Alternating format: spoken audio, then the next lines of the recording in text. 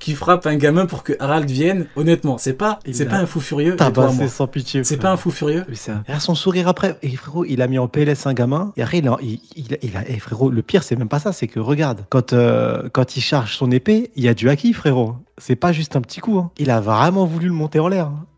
Il est sans pitié, frérot. Donc non, il est cinglé. Et je kiffe cette folie. Franchement, il est fou, mais tu vois, Barbe Noire, comparé à lui, des fois, il a des moments de folie. Mais après, il y en a qui aiment pas, parce que voilà, c'est le personnage, il est fort quand même, Barbe Noire, mais il a cette partie où il arrive à être ridicule. Tu vois, par exemple, à faire des... Oh à subir énormément. Il est capable de tanker parce qu'il est spécial. C'est pas la même folie. Il est fou, mais derrière, il a la puissance pour assumer sa folie. C'est pour ça que ça le rend... Même quand il fait un acte de monstre comme ça, là, de cinglé, et bah, je sais pas pourquoi, ça passe. Après, je sais que Loki va tanker, il est tombé de tout en haut. C'est pas ça qui va le fumer. Mais je sais pas, dans son geste, j'arrive pas à voir quelque chose de méchant. Alors que franchement, c'est violent quand même, tabasser un gamin. Mais j'arrive pas à voir un truc horrible. Je sais pas si j'arrive à me rappelle... Ça me rappelle l'autre flashback où tu te rappelles, on voyait qu'un œil et qu'il avait tabassé le gamin, il l'avait corrigé. Tu te rappelles? Bah c'est Loki, il l'a planté même. Oui.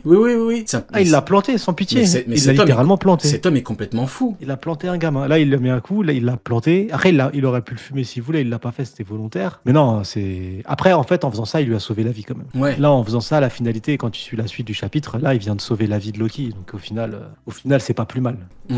Exactement. Il y a Nerdous42 qui dit tellement un random qu'il est le rival d'un Yonko. Nerdous. Vu que Nerdous me chauffe, je vous propose, c'était pas prévu, gros dossier sur Mihawk. C'était pas prévu, mais apparemment on a un révolutionnaire de Wish dans le chat. Voilà, ça va être balèze. Comment ça va les gars? Non, pas encore, je vous écoute juste, mais je suis pas encore arrivé.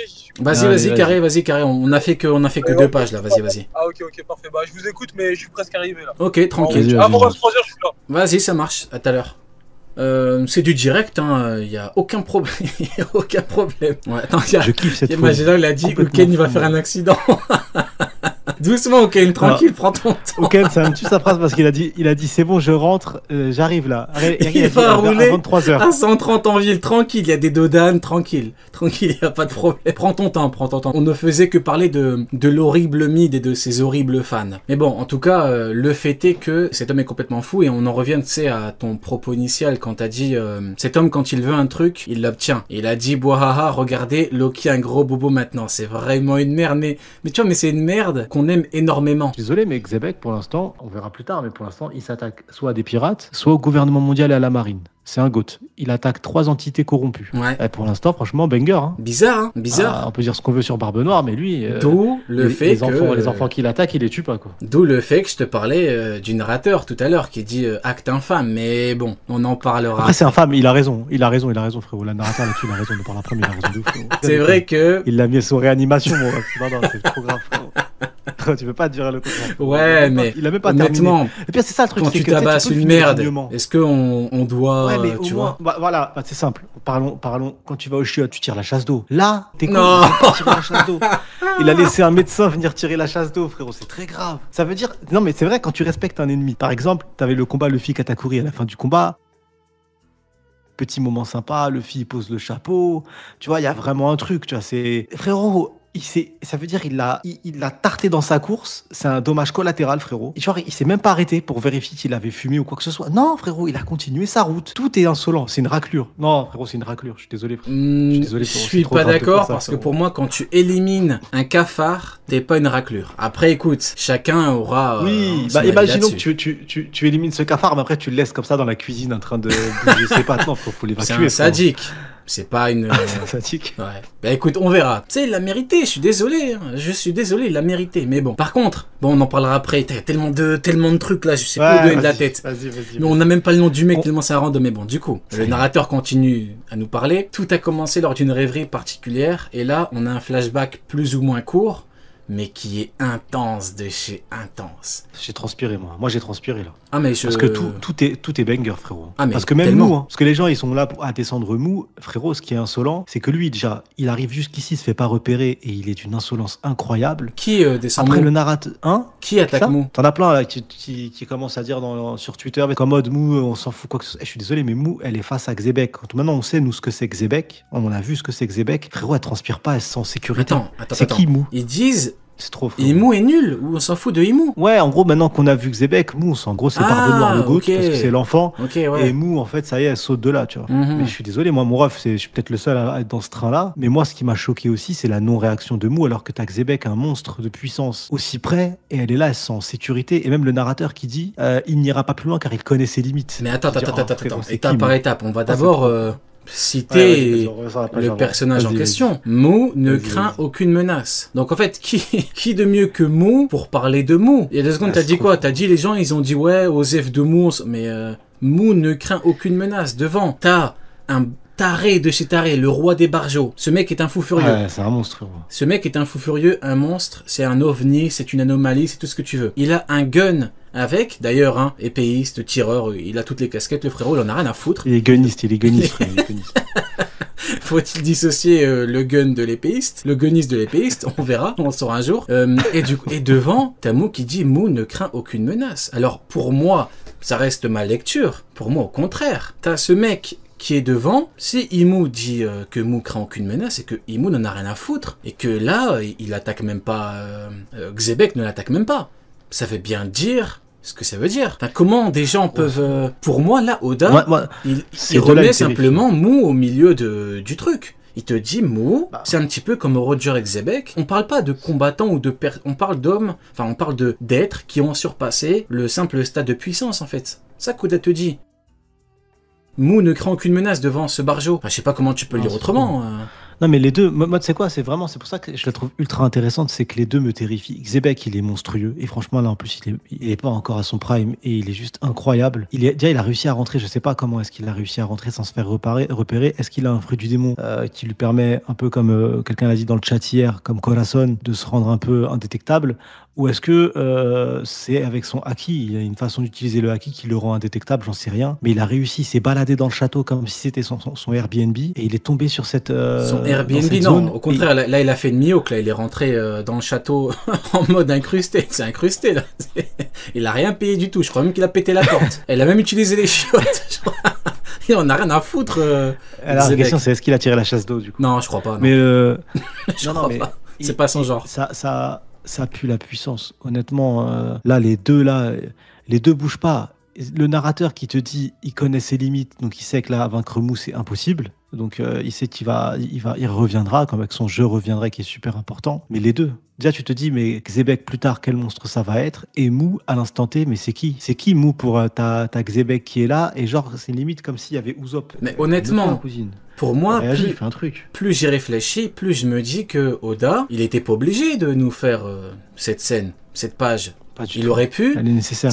elle aurait pu exister dans son récit, mais il aurait pu le montrer bien plus tard dans un autre flashback. Tu vois pas? Mais là, pour moi, ça reste ma lecture. Pourquoi Oda le met maintenant? C'est pour que tout le monde comprenne bien, au contraire, que Mou, c'est pas, enfin, moi je l'appelle Imou, mais que Mou n'est pas n'importe qui. D'ailleurs, la dernière vidéo Prime qui est sortie, c'est un mec qui voulait débattre avec moi par rapport à Emu en tant qu'antagoniste. J'avais parlé avec lui dimanche. Je l'ai recadré, tu vois. Et après notre échange, il a compris que Mu c'était vraiment quelqu'un. C'est en fait, je sais pas, j'ai l'impression que les gens sont trop dans le truc du moment. Ouais, bah oui, mais oui, pourtant, je suis le premier propagandiste de Xebec. Je vous le dis depuis 2018. Mais comme je l'ai dit, je vais m'auto-citer carrément. J'ai dit, je peux préférer Shanks à Kaido, mais aimer les deux. Je peux préférer Xebec à Emu, aimer les deux. Pour moi, enfin, il suffit de lire. Hein. La vie des rois ne vaut rien. Déjà, tu vois la mentalité. Donc, Oda confirme un petit peu la mentalité du perso. C'est un être à part. Hein. On parle de quelque chose d'autre. Mu ne craint aucune menace. Il y a une servante, on va en parler. Il y a une servante devant. Il y a un mec qui braque avec un gun.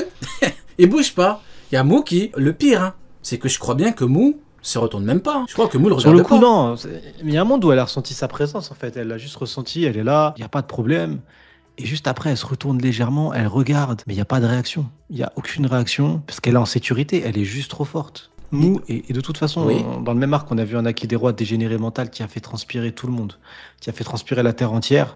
C'est pas n'importe qui. Donc, moi, personnellement, dans ce passage-là, je trouve que ça a été très bien fait. Il faudra parler de Davy Jones, mais on en parlera après. Mais dans ce passage-là, ce qui a été très très bien fait, je trouve, c'est le fait que cette rencontre n'a desservi aucun des deux personnages, en fait.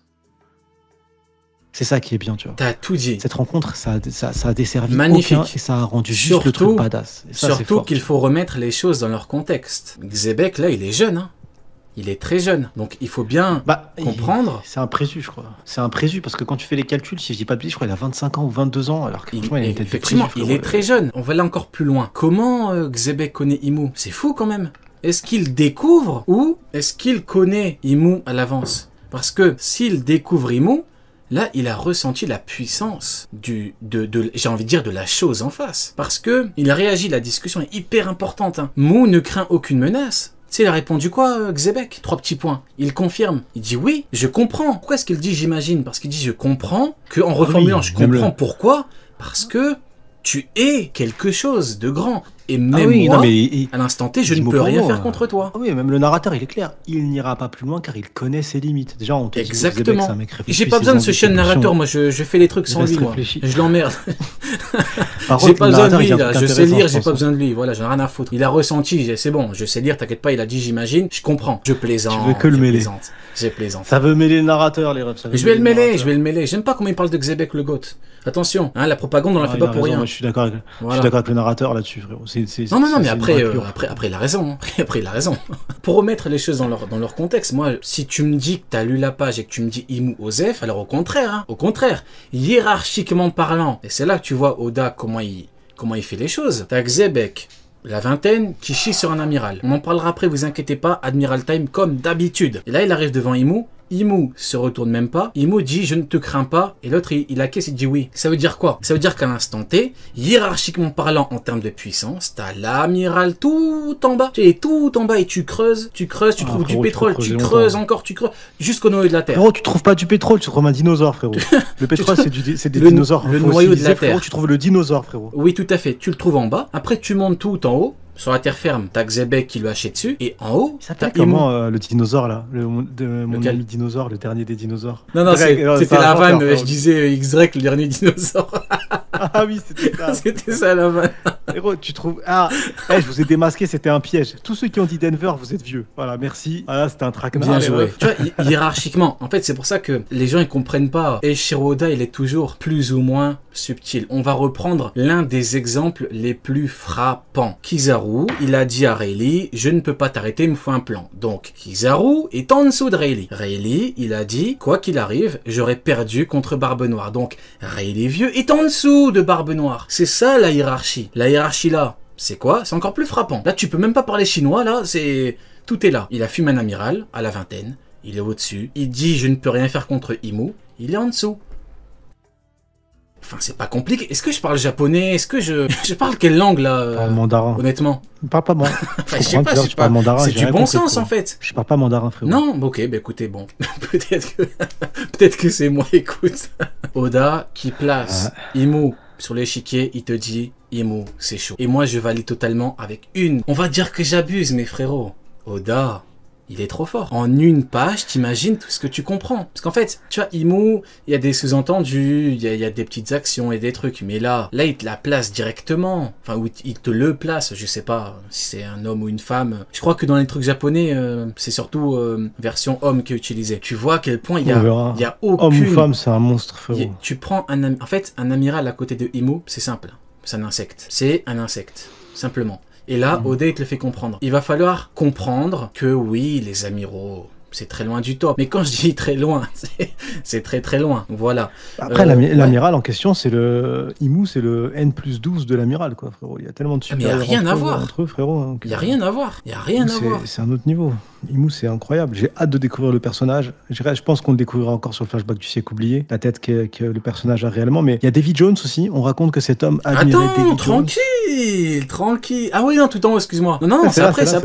Attends, il y a la servante et tout. Attends, on va y arriver. Attends, juste, je parle vite fait. Ouken, t'es où, frérot? On est en train de parler de... Il a dit 23 heures. Dépêche-toi, roule à 180, j'en ai rien à foutre. T'inquiète, tu sais quoi? Les amendes, je les paye. Les amendes, je les paye. Ça y est, allez. Si tu perds tous tes points, je te repaye un permis, viens. On parle de Xebec, bordel. Rien à foutre ton permis. Rien à foutre ta voiture, allez, viens. Je te paierai une trottinette, t'inquiète pas, vas-y, viens. Viens, frérot, viens. On parle de Xebec, il est pas là, le frérot. Cavale, frérot. Avant de changer de page, on est avec... y a la servante, là. C'est Gunko ou... C'est Gunko, frérot. Ben oui, c'est la maladie mentale. C'est Gunko. Mais c'est fou. C'est Gunko, mais après, Gunko, dans la tempo avec T'en as rien à foutre. C'est cohérent. Genre juste, ouais. T'en as rien à foutre. Franchement, ouais, de fou, parce qu'en fait, je me dis juste que ça correspond juste... En fait, Parce qu'il y a eu le flashback de... C'est pourquoi c'est à cause du flashback de... C'est à cause du flashback de Brooke, le mini flashback de Brooke. Donc quand tu connais l'âge de Brooke, tu dis que oui, c'est cohérent qu'elle soit là à ce moment-là et t'essayes de recadrer l'événement. Attends. Donc elle s'est fait... Vas-y, Ouais. continue. Vas-y, mon ref. Non, c'était pour confirmer que t'en as rien à foutre de Gunko, là. Genre rien à foutre. Bah, je me dis juste que Gunko, la pauvre, elle a été manipulée, utilisée, et que Imu la sert, elle la sert pas par envie, elle la sert parce qu'elle est manipulée. C'est un pantin, on l'a vu, parce que quand à un moment, elle reconnaît Brooke, elle court vers Brooke, et là, elle se fait manipuler par Imu. Et de toute façon, ce qu'on voit avec Gunko, c'est le schéma du fonctionnement du monde avec Imu. Parce que Imu utilise Gunko à ses fins personnelles, mais elle utilise la marine à ses fins personnelles, elle utilise la construction du gouvernement mondial à ses fins personnelles, elle utilise les CP à ses fins réellement personnelles. Et en gros, c'est tous les personnages qui lui permettent de ne pas quitter Marie-Joie.